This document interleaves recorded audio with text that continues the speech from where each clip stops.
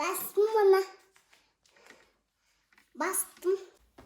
Look, double D, double D. Look, double D, double D. Look, double D, double D. Kası. Свет. Свет. Қайырлы таң. Қайырлы таң. Шамшырақ каналына қош келдіңіз. Алғашқы влог сізге қызық болады деген үміттемін. Шамамен сағат 9 болып қалды. Біз көбінесе сағат 8:30-да оянамыз. Міне осылай. Таңымыз осылай шығады.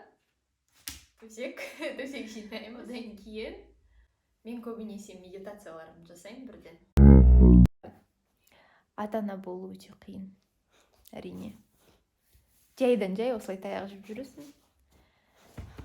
Ал осының барлығынан жақсы өту үшін маған өзіме қамқорлық жасау өте қатты қажет.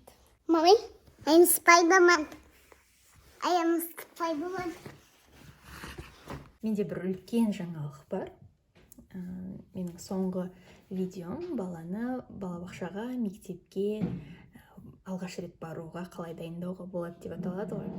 Сол видеода мен балдырғанымды қалай балабақшаға баруға дайындауды көрсеткен болатынмын. Соны мен бүгінгі 2 қыркүйек күні ата-аналар жиналысы болады біздің балабақшамызда. Сол ата-аналар жиналысына балдырған екеуміз барайын деп жатырмыз. Әрине. Балабақшамен таныстық, тәрбиешісімен таныстық жүргіземіз. Сөйтіп, ертең бірінші рет менің балдырғаным балабақшаға барайын деп жатқан сияқты. Емханадан барлық жаңағы қажетті анықтамаларды, анализдерді тапсырдық. Оны да бүгін дайын болады деп айтты. Сондықтан сол анықтамаларды алып, ертең балабақшаға дайынбыз, ертең барамыз. Сол балабақшаға баруымызды да бүгін көрсетеміз сізге. Сүйікті менің балдырғанымның орны. Осыған мініп алады. Үнемі. Мен осы жерде көбінесе видеоларым түсіргем. Менің сүйікті гүл. I love you. Thank you for being here. Күнде таңертең сөйлесем. Сүйеміз бе? Осылай. Жақсы көреміз. Мынаның ішінде ойыншықтар көбінесе тұрады. Өте тамаша дүние. Сондай тамаша ағаштар. Could you please stop making noise? I'm filming, please. You're being too loud. Thank you. Кішкене сәл дауыстар шығуы мүмкін, айбетпеңіз. Едіге үнемі барлық нәрселерді ақтарып, шулағанды қатты жақсы көреді. Жалпы балалардың табиғаты ғой.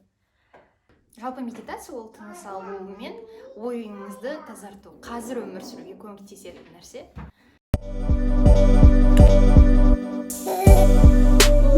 You're happy? You're happy?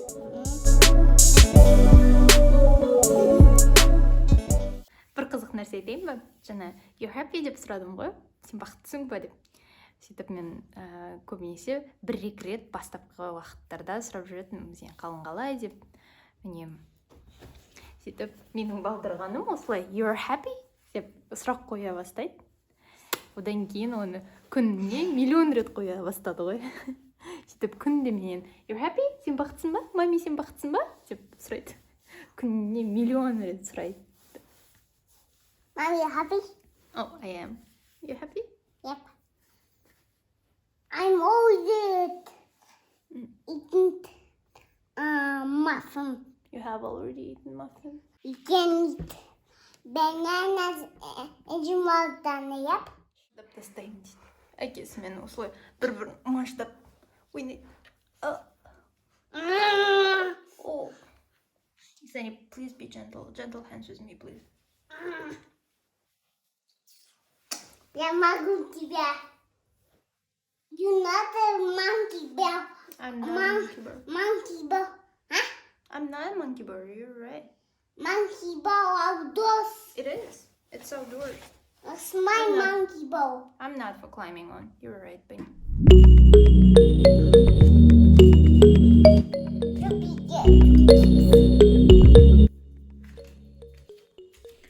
Таңғы асқа бізде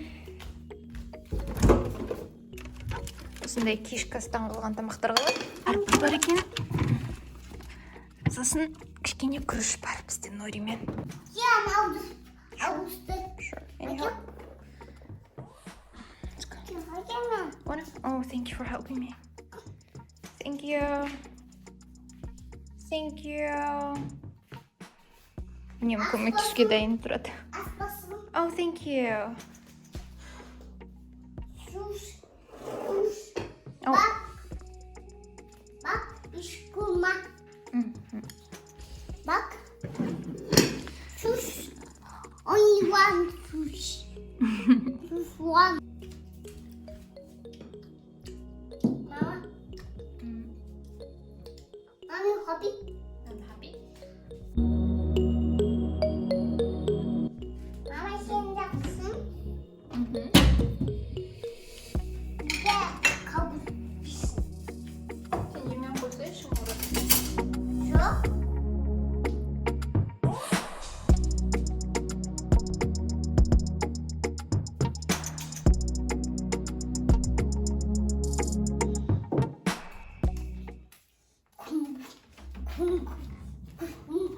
Mama, mama, gungu.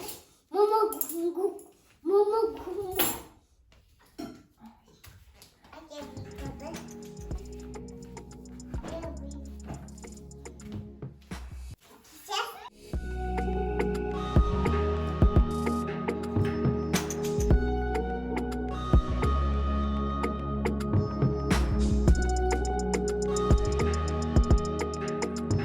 Please enjoy.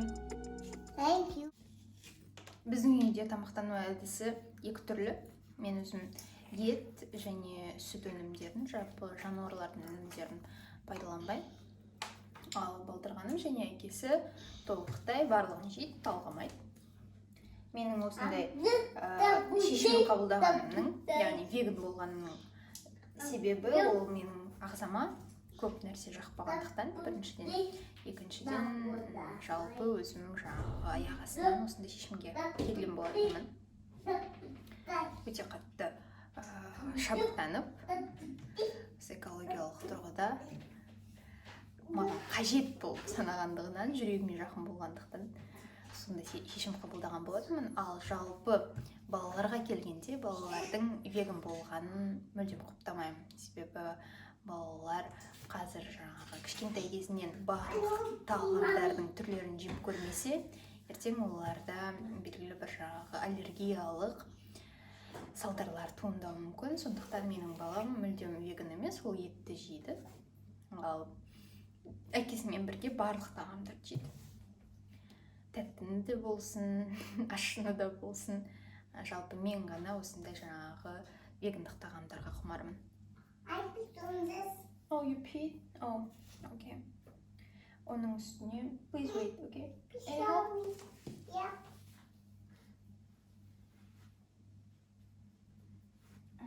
Үлгірмей қалды.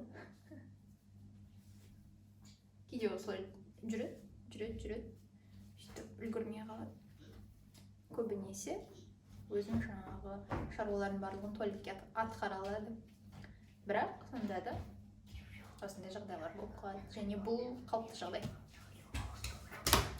Сонымен балалардың веган болуын мүлдем құптамаймын дедім. Себебі балаларда өскен кезінде оның жаңағы асқазанында аллергиялық белгілі бір көрсеткіштер туындауы мүмкін. Сондықтан да менің балдырғаным барлығын жейді. Оған жаңағы сен тек қана вегандық тағам жей деп айтпаймын. Мүлдем. Өскен кезде өзі шешім қабылдар. Ал қазір барлығын жейді. Оның үстіне оның барлығы, оның үстіне бұл да белгілі бір кеңейтетін жағдай ғой. Балдырған өзінің үйінде. Түскен жоқ. Сиіп қойған жоқсын ба бұл трусикке? Жоқ. Мама соқты. have spit on my hair. Bless you. Bless you. Ал жалпы Скупляйте. оның үстіне okay, let me talk to you, okay, first. Let me talk to. Let me talk to. I will. Give it a try. Talk to. What would you like to say? Banana. Banana? Hi! Banana! Hi, banana. Okay. Оның үстіне осындай жаңа отбасында белгілі бір мүшесінің веган болуы да баланы кеңейтеді деген ойдамын. Bye-bye, banana. Ертең өскен Bye-bye, кезінде өзі banana. жаңағы Bye-bye, banana. яғни көзқарасы кеңірек Банана. болу үшін бұл да жақсы көмектеседі. Мамика, Бірақ чая. басында жаңа веган болғанда белгілі бір жаңа балама үлгі көрсету үшін веган болған жоқпын. Жай өзімді ойлап, өзімнің жаңа денсаулығымды ойлап, оның үстіне жаңа денсаулығым сыр бере бастағандықтан вегандық тағамдарға көше бастадым. Барлық әңгімені айтып, мына плитаны қосам деп ұмытып кетіппін. Кешегі тамақ. Қолымнан келгенше тамақ істегенмін ғой. Түрі онша емес деп айтып қоюыңыз да мүмкін, әрине. Мама, кет. Сен отыр.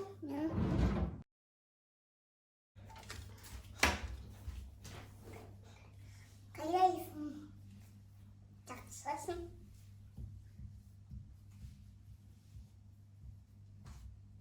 I'm blue. The would be the wood.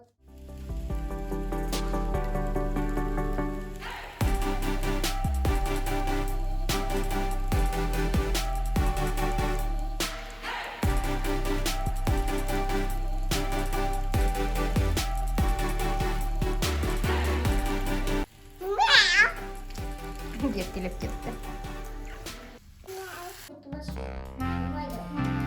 Hey! Aspos mama. Aspos sinki kumur. Amdu tepti tepti kosa amdu tepti tepti. Мен қазір влог түсіріп жатырмын, мен де. Жоқ.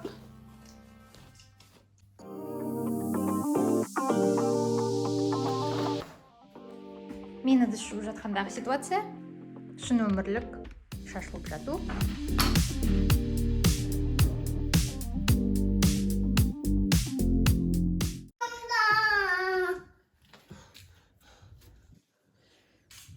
What? You hurt your toe? What happened? No. What happened, Kitty? This. See? And then? And then I'm hold this too. You hurt your toe? That hurts, I know, Kitty. It hurts a lot. I feel you, buddy.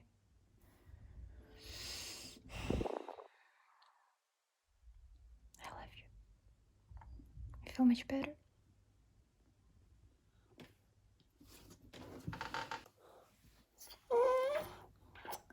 So adorable. So adorable, Kitty. Today we're going to kindergarten.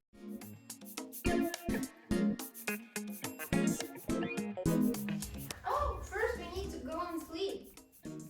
Yeah, we forgot. We forgot. Good night. Good morning. Good night, Daddy. Good morning, Daddy. Good morning, Zaid. Toilet first.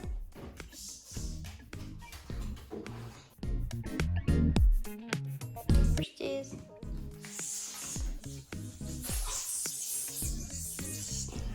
What that?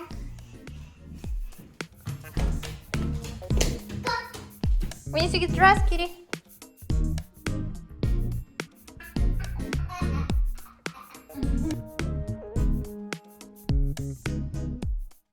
Өзі тап-тамаша ойнап жатқан кезінде тамақ істеп алайын. Одан кейін көреміз не істейтінімізді.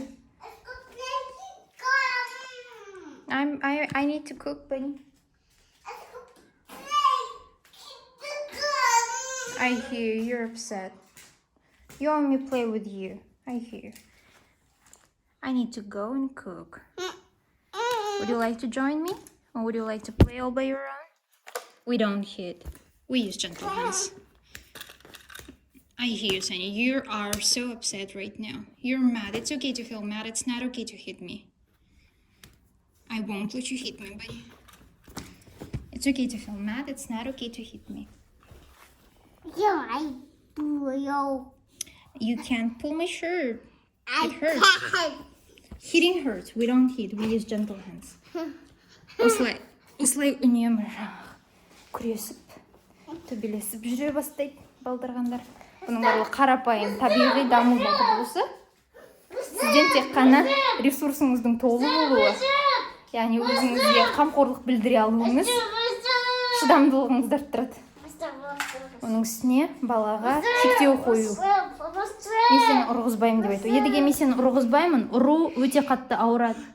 Жоқ, ұруға болмайды. Сен жұмсақ қолдарды пайдалану керексің. It's okay to feel mad, it's not okay to hit me.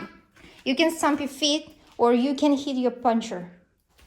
Осындай жағдайларда бала сізді ұрып тоқпақтап жатса, әрине өзіңіздің сабырлығыңыз өте қиын болады, егер сізде ресурс болмаса. Ал жаңағы таңертең біз жасаған медитациямыз, йогамыз өзімізді жақсы сақтап тұруға, шыдамдылығымыз сақтауға, оның үстіне махаббатпен жауап беруге көмектеседі. Яғни осындай жаңағы импульстік жағдайлар болып жатқан кезде, сізді ұрып жатқан кезде балаңызға міндетті түрде өзіңіздің жаңағы шектеуіңізбен де көмектесе аласыз. Жаңа балаға айтып тұрдым, мен сені ұрғызбаймын, ұрған ауырады, сен сипаласаң болады, жаңа жұмсақ қолдарыңды пайдалансаң болады. Бұл бірінші менің шектеуім болды. Екінші, оған альтернативалық жолды ұсыну. Яғни оған таңдау берсеңіз, мынаны ұрсаң болады, немесе жаңағы бізде боксқа арналған ұратын, немесе осы жаңағы аяғыңмен таптасаң болады деп айтсаңыз болады. Яғни балаға біріншіден шектеу қоясыз, екіншіден альтернативалық жолды ұсынасыз. Солайша бала өзінің ішіндегі жаңағы сезініп жатқан бүкіл эмоцияларын жаңағы гармониялық тұрғыда, экологиялық тұрғыда шығара алатын болады. Солайша бүкіл жаңағы эмоциялары денесінде қалып, одан кейін одан сайын бір үлкен күйзеліске ұшыратпайтын болады. Ал қазір біз тамақ істейік. Бұның барлығын орындауға сізге міндетті түрде ресурс керек. Ал сол ресурсты қайдан алатыныңыз, сол сіздің жауабыңыз. Singing. Бір сүйікті өлеңі бар. Harry Styles Watermelon Sugar. Қарбыз туралы өлең. Қарбыз бен махаббаттың ұштасуы. Сол өлеңді күнде тыңдайды. Сосын анау I'm blue, да-бу-ди-да-бу-дай деген өлең бар. Сондықтан күнде қосып тұршы деп айтады. Сол өлеңдерді күнде тыңдамасақ болмайды.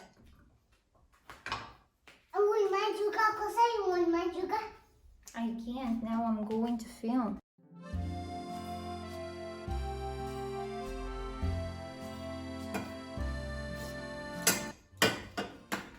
I need a stool. Yes, Sesame. Sesame.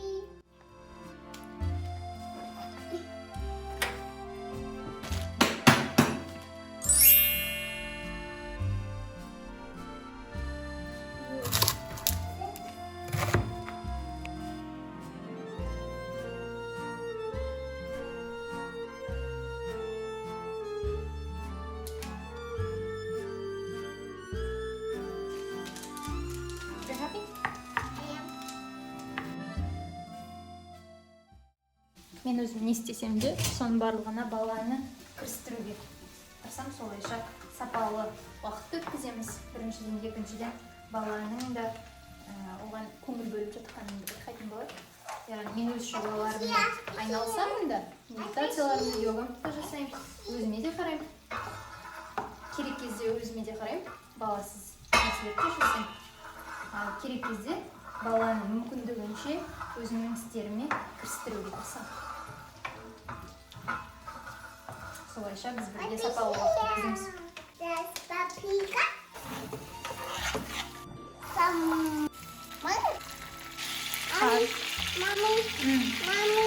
Jibber. тағы да маған медитация жасап жіберу керек күш жинап алу үшін. Иә, өте қатты қиын болады. Мен кейде сеземін ресурсым таусылып бара жатқан. Яғни кәдімгідей өзімді жаңағы шаршаңқы сезініп, қазір білмеймін айқайлап жіберетіндей сезінемін. Сол кезде бірден медитация жасауға тырысамын. Ал мен кеттім медитация жасауға. Сәлден кейін түскі ас ішіп жолға дайындаламыз.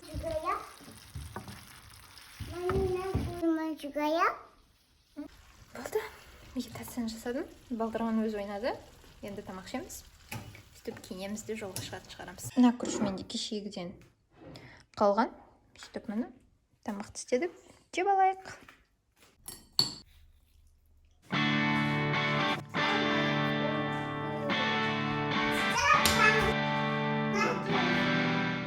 Болды, бәрін жинадық. Енді киіну керек.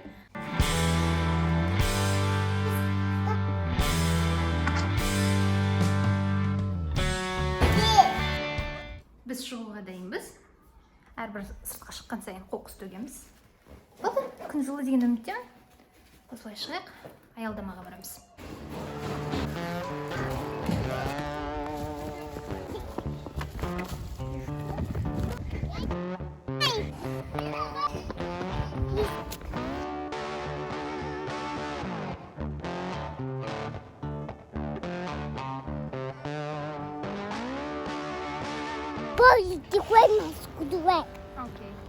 Автобуспен бірге жүруді үйреніп қалғанбыз. Нәресте кезінен бастап бүкіл емханаларға бару, жалпы шаруалардың бәрін атқару автобус арқылы жүргізіледі. Сондықтан автобусға дейінгі жолды, аялдамаға дейін жолды жатқа біледі. Үйреніп қалған.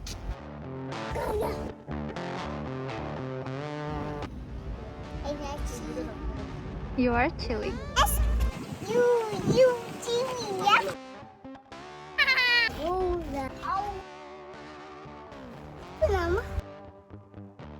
Bus is coming. What's?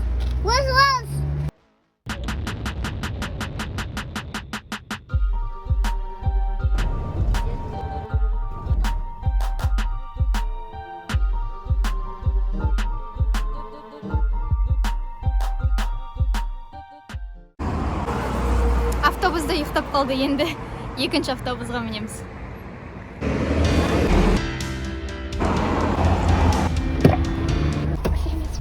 Автобус келмей қойды, такси шақырттық.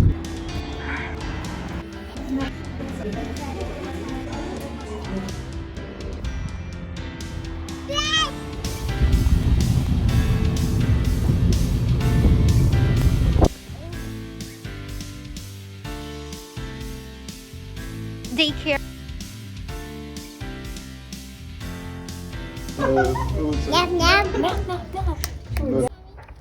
That's a house with gnomios. Енді қайтамыз. Қызық болды. Сізді бір сағат бала отыру қиын болды.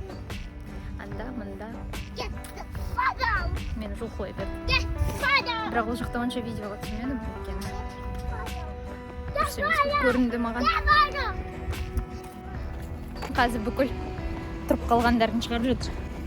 Көшеде өтіп бара жатқан балалар. Мынау кім? Халық па дейді ғой. Қойсаққа міндік, үйге қайтамыз. Екінші автобусқа міндік, үйге бара жатырмыз. Қапты біз келдік. Бала мен далада ойнадық ең бірінші. Одан кейін дүкеннен тамақтар алдық. Тағы да жейтін қосымша. Баспалдақпен көтеріліп жатқан кезде басын соғып алды жерге. Жер қатты тайғақ бізде. Сол жақта едіге шалынып қалып қалды ойым. Мен оның алдында көтеріліп бара жатқам, ол менің артымда келе жатқан, мен байқамадым. Сөйтіп үлкен эмоциямен жылап алды. Күндіз бойы дұрыс ұйықтамағаны бар, менің қолымда жүріп. Осын жаңағы жиналыста бір сағат өткізгені бар. Ол үнемі жаңағы гипербелсенді ғой. Сондықтан ол белсенділігін сол жақта онша қатты шығара алмады, ары бері жүрсе де. Мен оған көмектесуге тырыссам да. Сондай. Я, қазір кешкі тамақ. Одан кейін менде сабағым бар. Кешкі сағат 8-де. Одан кейін кездесерміз.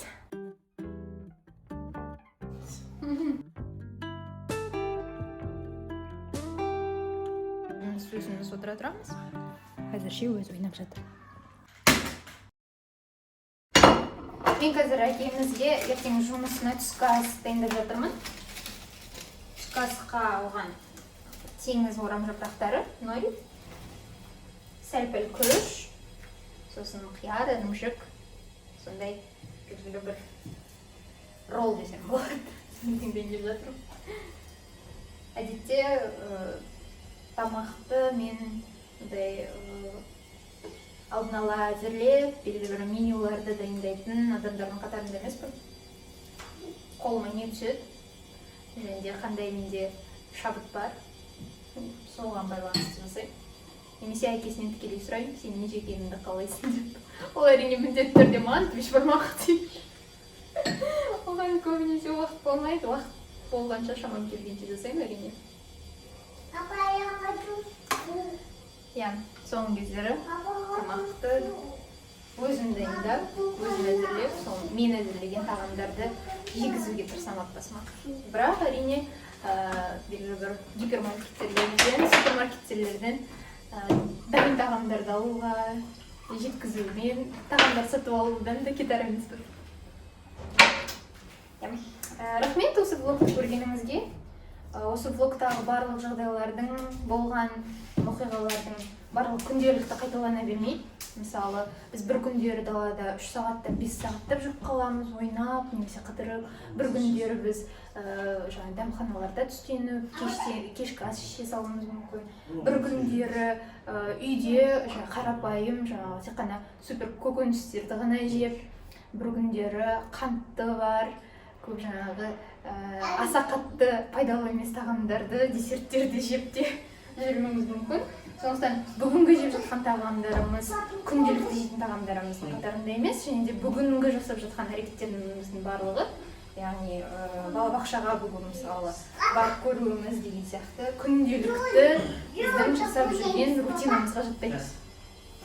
Ал осы влогты дәл осы күні түсіруімнің себебі балабақшаға баруымызды осы естелік ретінде қалдырғым келді. Ертең балдырғанымыз келген кезде оған мүмкін қызық болар осының барлығын көру. Оның үстіне өзім де сондай қатты оқып тұрмын. Сондықтан осының барлығын белгілі бір сағынған уақытта көруге және де пайдалы ақпаратпен міндетті түрде бөлісуге түсірген болатынмын. Ал осы влогқа мені шабыттандырған менің оқушым болған. Ол оқушым айтқан маған влогтарды көрген әлде қайда қызығырақ деп. Жай бір лекция түріндегі сөйлейтін бас форматындағы, яғни мен басыммен сөйлеп тұрады, ондай тақырыптағы әңгімелерді айтып, сондай кеңестерді айтып, сондай видеолардан көрі осылай влог түсірген, шынайы өмірінді түсіру және де соны көру өте қызығырақ екен аудитория үшін, кез келген аудитория үшін деп айтты маған. Сөйтіп, соған шешім қабылдадым. Рахмет саған, Индира. Окей, сөйтіп, сол міне. Алғашқы видеом осындай болды, алғашқы влогым осындай болып шықты. Рахмет тамашалағаныңызға, көп менімен бірге болғаныңызға, осы күнді менімен бірге өткізгеніңізге. Каналда әлі де тіркелмесеңіз, тіркеліп қойыңыздар, және де лайк басып, комментарийге сізге осы менің влог түсіру стилім, влогым, және де күнім ұнады ма, жалғастырайын ба, жоқ па, соның барлығын жазсаңыз деп сұраймын. Себебі сіздің пікіріңіз мен үшін қатты маңызды, мені шабыттандырады, алға жүруге, алға қарай ұмтылуға, видеолар түсіруге, пайдалы ақпаратпен бөлісуге деген үлкен шабыт, стимул береді. Рахмет үлкен. Менің келесі видеоларымда кездескенше, сау-сау.